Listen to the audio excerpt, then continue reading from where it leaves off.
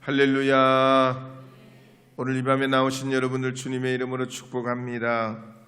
오늘은 11월 12일 주일 저녁입니다.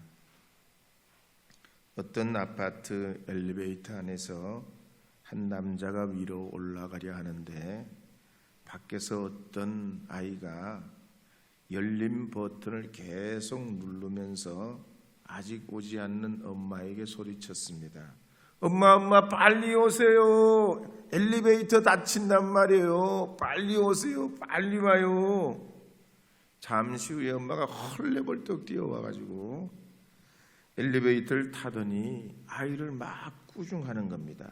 엄마가 그러지 말랬지. 너 그러지 말랬지. 같이 탄 남자가 말이죠.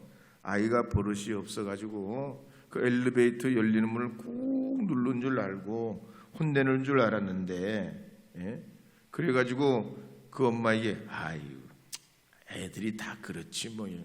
너무 그렇게 야단하지 마세요. 그러니까 이 엄마는 말이죠. 이 남자 말을 들은 척도 안 하고 말하기를 엘리베이터가 뭐야?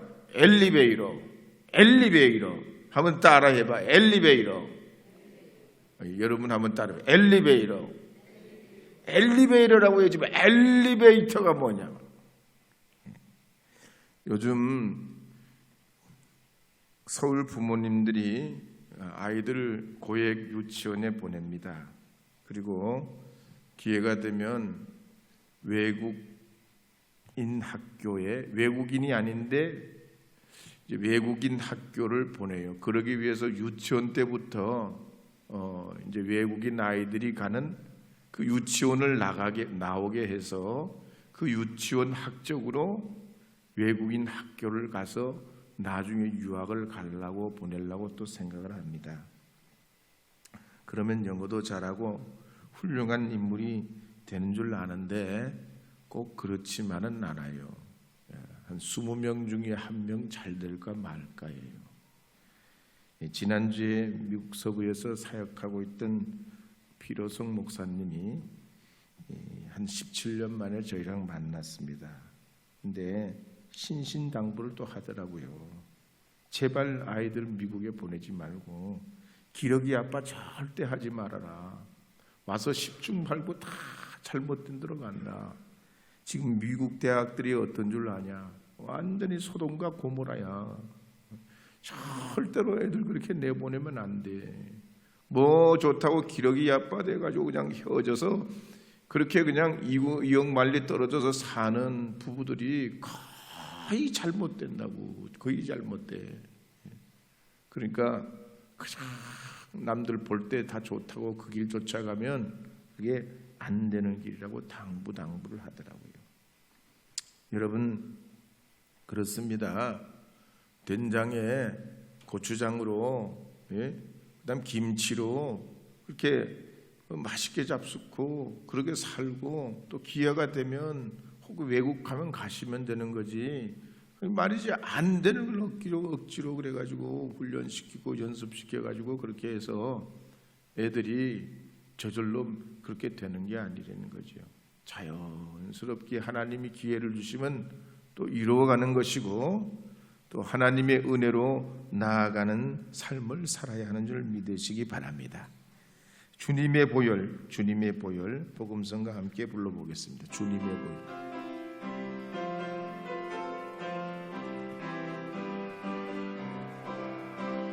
주님의 보혈. 주님의 보혈 보혈의 잔맛이네. 이스라엘의 거룩한 제사같이 흐르고 있네 귀하신 주 보혈 기쁨으로써 노래 부르며 영원히 마시겠네. 성령으로서 승리의 삶 얻겠네. 마가다락방 주님의 제자같이 넘치고 있네 넘치고 있네 성령의 복보성 주님 안에서 승리는 내 것일세. 유대를 통치하고 있던 벨릭스 총독이 임기가 8년 만에 끝나고 베스도가 부임하게 될 때 미결수로 있던 바울 사건을 해결해 보려고 예루살렘으로 올라갑니다. 대제사장들과 유대인들을 만났는데 그들은 격분하며 여전히 바울을 고소해 왔습니다. 베스도의 입장이 굉장히 난처해졌습니다. 잘못된 유대인들의 편에 설 수도 없고 그들의 압력을 무시할 수도 없고 그렇다고 로마법을 어겨가면서 바울의 상소를 받아주지 않을 수도 없었습니다. 그래서 다시 관계된 유대인들과 함께 가이사랴로 내려와 가지고 수의를 보내게 됐습니다. 그러던 중 마침 유대왕 아그리파 2세가 자기 누이이자 부인인 버니게와 함께 새로 부임한 이 베스도에게 문안 인사를 하러 왔습니다. 그들은 여러 날 동안 함께 보내면서 친밀해졌는데 그때 이 베스도가 아그리파 2세에게 바울 사건에 대해서 털어놓게 됐습니다. 하지만 이 아그리파 왕은 그 재판에는 관심 없고 바울의 말에 관심을 보이고 그를 만나고 싶어 했습니다. 그래서 23절에 보면 이렇게 기록하는 말씀이 있습니다. 함께 읽어보겠습니다. 이튿날 아그리파와 23절입니다. 제가 읽겠습니다. 이튿날 아그리파와 버니게가 크게 위엄을 갖추고 와서 천부장들과 시중에 높은 사람들과 함께 접견 장소에 들어오고 베스도의 명으로 바울을 데려오니 이튿날 이 아그리파 왕과 버니게는 너무나 화려하고 위엄 있고 권위 있는 옷을 입고 나와서 바울을 신문하고자 했습니다. 그렇지만 그들의 화려한 뒷모습에는 죄와 불륜과 음란으로 가득 찼습니다. 그러나 바울은 그렇지 않지요. 겉으로는 재수요 초라하고 남루해 보였습니다. 그렇지만 이 바울의 내면은 하나님의 영광으로 진리신 그리스도로 충만했습니다. 어쨌든 이제 사람들이 이 접견 장소로 들어와 가지고 자리를 하게 됐고 베스도는 명령해서 바울을 들어오라 합니다. 그때 이 베스도가 아그리파 왕에게 바울에 대해서 이렇게 소개하는 내용이 나옵니다. 25절, 26절, 27절 읽어보겠습니다. 내가 살피건대 죽일 죄를 범한 일이 없더이다. 그러나 그가 황제에게 상소한 고로 보내기로 결정하였나이다. 그에 대하여 황제께 확실한 사실을 알릴 것이 없으므로 신문한 후 상소할 자료가 있을까요? 당신들 앞 특히 아그리파 왕 당신 앞에 그를 내세웠나이다. 그 제목도 밝히지 아니하고 제소를 보내는 것이 무리한 일인 줄 아나이다 하였더라. 베스도는 이 바울 사건 때문에 어떤 자기가 이제 임기를 보내는 동안 흠이나 여지를 남기려 하지 않으려 했습니다. 그래서 바울이 죄가 없는 줄 알면서도 무죄를 선고하지 않고 다시 한 번 더 면밀하게 살피고 있다는 것을 다른 모든 사람에게 보여주려 했습니다. 그렇지만 이미 바울은 로마법대로 로마 황제 가이사에게 상소하게 됐고 베스도도 이것을 받아들여서 바울을 가이사에게 호송하기로 결정하게 됐습니다. 이렇게 되면 이 베스도는 이 피고인 바울의 제목을 작성해 가지고 무엇 때문에 이 바울을 이 황제께 보냅니다. 그 제목을 적어서 보내야 되는데 바울의 죄를 적을 만한 어떤 제목이 없는 겁니다. 그래서 혹시라도 상소장에 쓸 수 있는 자료가 있을까 해서 청중들과 아그리파 왕 앞에 다시 이 바울을 세워서 신문하게 된 겁니다. 그때 이 바울은 베스도 총독과 아그리파 왕과 청중들 앞에 다시 한번 그 기회를 통해서 복음을 전하게 됐습니다. 이 같은 과정을 보면 참 이 바울이 하나님 앞에 이런 어려운 아주 영광받는 일도 아니고 박수받는 일도 아니고 환영받는 일도 아닌데 이런 과정 가운데 불평 낙심하지 아니하고 하나님이 이루실 줄 믿습니다. 되게 하심을 믿습니다. 하나님을 의지합니다. 이런 일관된 믿음과 신뢰를 가지고 주님을 바라보는 모습을 볼 수 있습니다. 이렇게 이제 바울이 변론할 기회를 얻어가지고 26장 2절부터 4절 말씀까지 보면 이렇게 기록하고 있습니다. 26장 2절, 3절, 4절 읽어보겠습니다. 아그리파 왕이여, 유대인이 고발하는 모든 일을 오늘 당신 앞에서 변명하게 된 것을 다행히 여기나이다. 특히 당신이 유대인의 모든 풍속과 문제를 아심이니이다.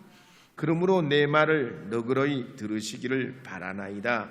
내가 처음부터 내 민족과 더불어 예루살렘에서 젊었을 때 생활한 상황을 유대인이 다 아는 바라.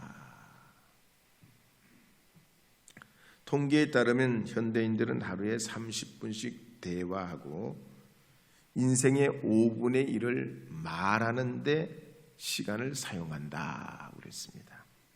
남자는 하루에 15,000 단어를 말하고 여성은 3만 단어를 말한다 그랬습니다.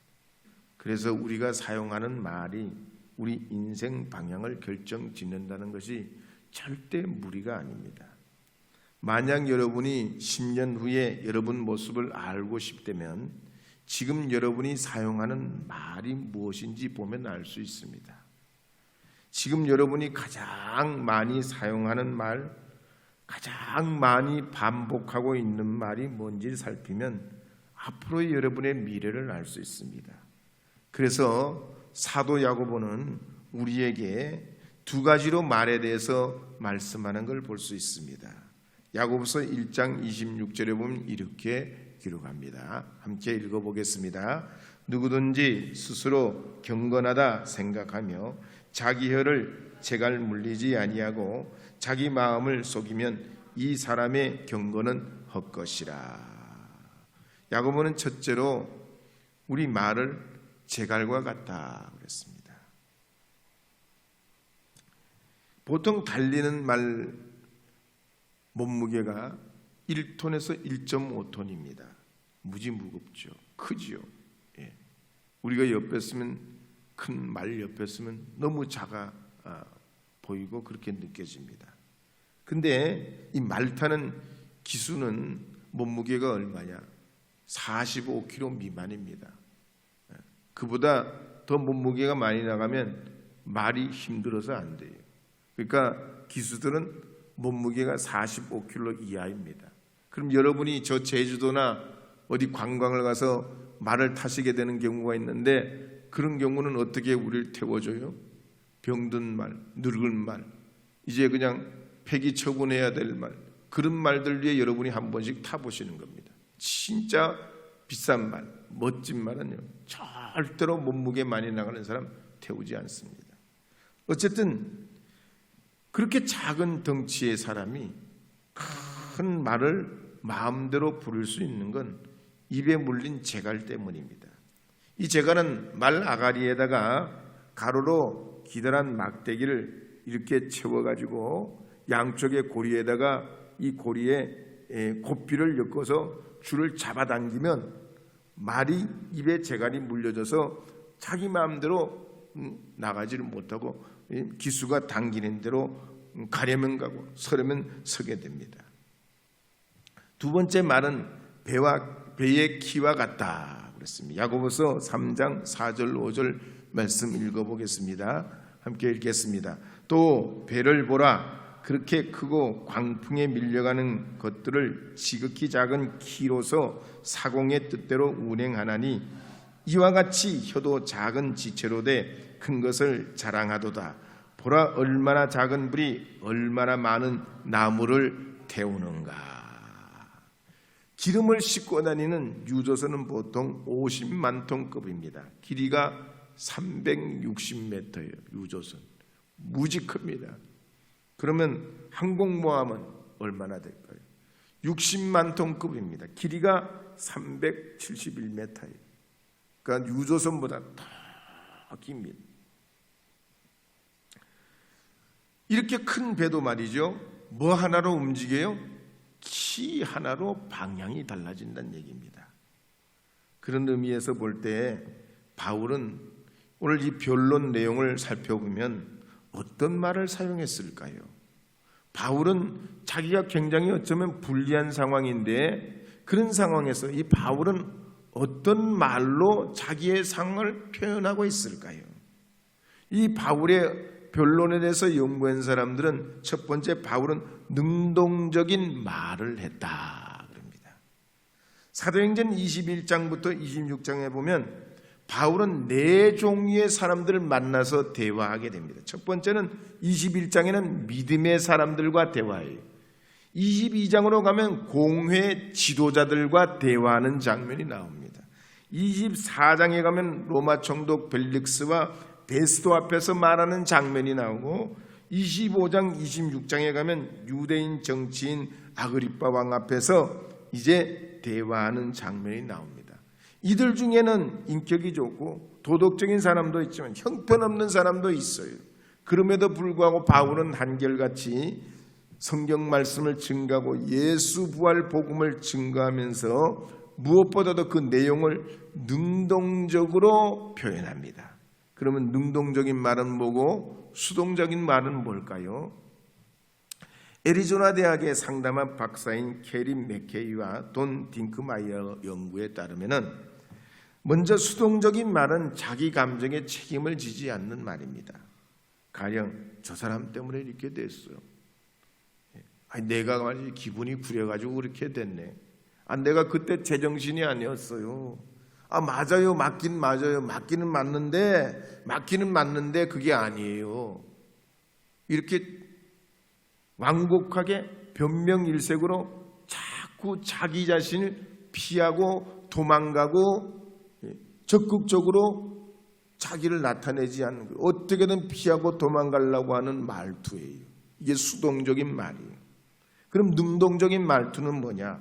내가 그랬습니다. 제가 그렇게 하려고 해요. 제 생각과 마음이 바로 그겁니다. 이런 말의 태도예요.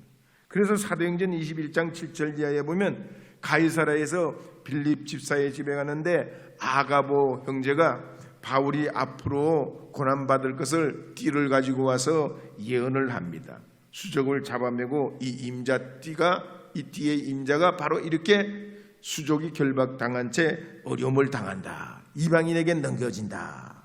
그럴 때 함께 있던 형제들이 안타까워하면서 눈물을 흘립니다.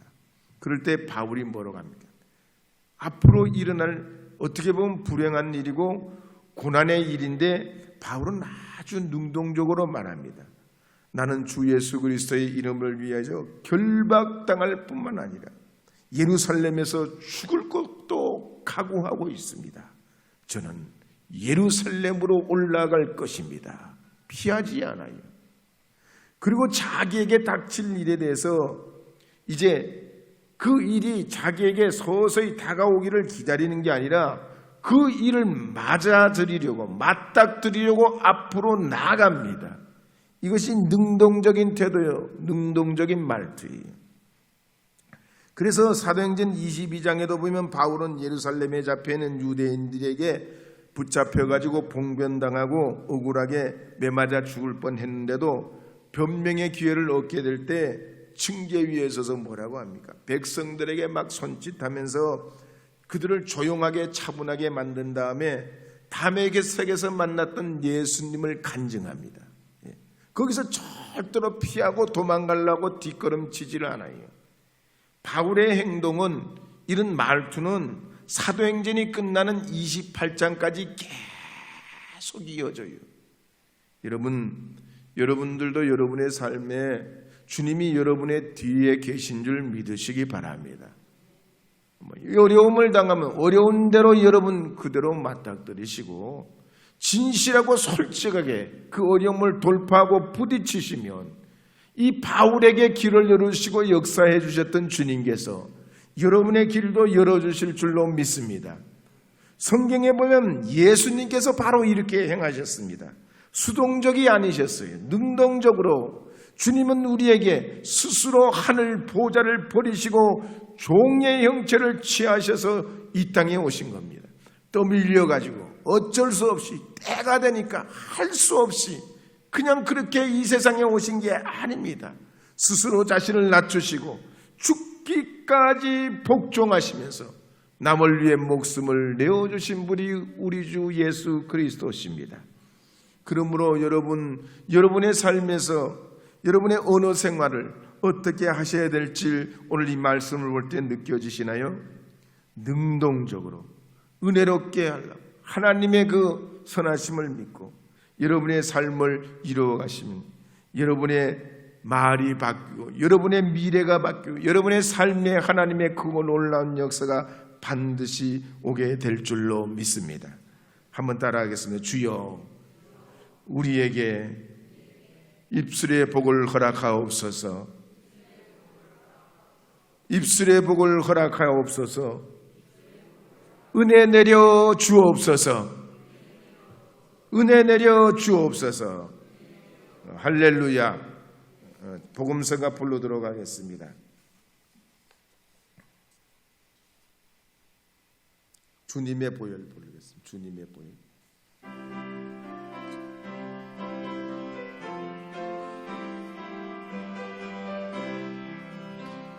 주님의 보혈, 주님의 보혈, 보혈의 잔 마시네. 이스라엘의 거룩한 제사같이 흐르고 있네 귀하신 주 보혈 기쁨으로써 노래 부르며 영원 마시겠네. 두 번째로 이 바울의 변론을 보면 형식 있는 은혜로운 간증이었습니다.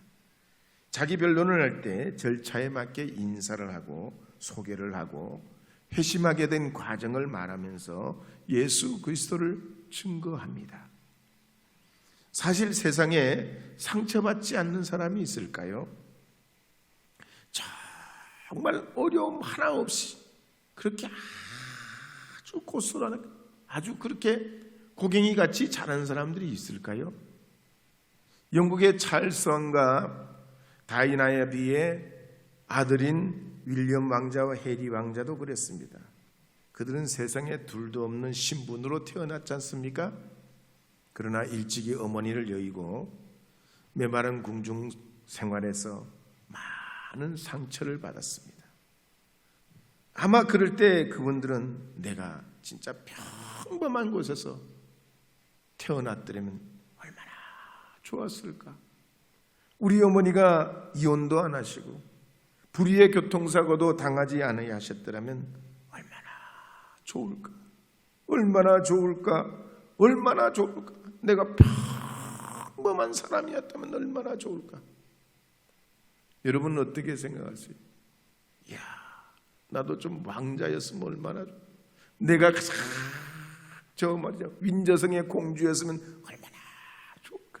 그냥 멋진 왕관에 그냥 기가 막힌 옷을 입고 그냥 예. 근데 보세요. 참 사람은 또 그 속에 들어가면 또 달라요. 아마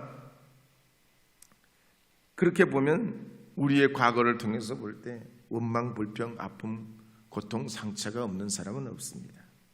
그렇지만 예수 믿는 사람들이 누굽니까? 자기 안에 있는 불평, 불만, 상처를 주님의 보혈로 치유받고 은혜로 해석할 줄 아는 사람들입니다.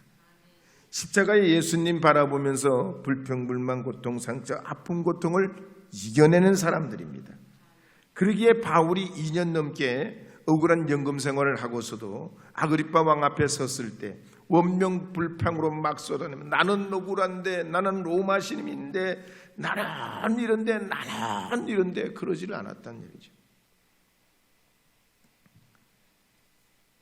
그런데 민수기에 보면 이스라엘 백성들은 그렇지 않았습니다. 모세의 인도로 광야로 나가자 그들은 금방 하나님의 은혜를 잊어먹고 온갖 불평, 불만, 다 신경질, 짜증, 원망을 쏟아놓습니다.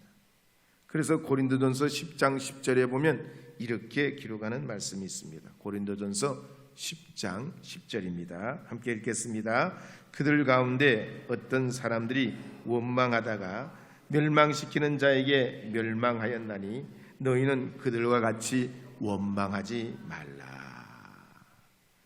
사랑하는 여러분, 여러분은 주님의 보혈로 씻음받고 하나님 은혜로 세상을 바라보시기 바랍니다. 한번 따라하겠습니다. 내 몸이 약한 것도 하나님 은혜요, 눈이 배지 않는 것도 하나님 은혜요, 고약한 사람을 만난 것도 하나님 은혜요, 물질적으로 어려운 것도, 자녀들이 말썽 피는 것도 하나님 은혜입니다. 알고 보면 하나님 은혜입니다. 하나님 은혜입니다. 하나님 은혜입니다. 옆에 분과 하이파이브 하면 하나님 은혜입니다. 한 번 더 하나님 은혜입니다. 할렐루야. 은혜가 풍성한 하나님은 함께 불러보겠습니다. 은혜가 풍성한 하나님.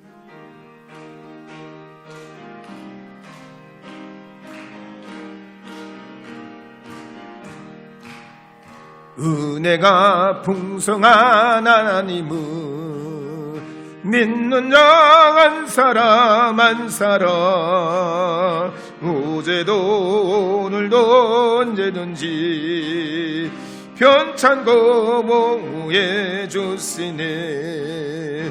주여 성령의 은사들을 오늘도 내리어 주소서. 성령의 뜨거운 불길로서 오늘도 충만케 하소서.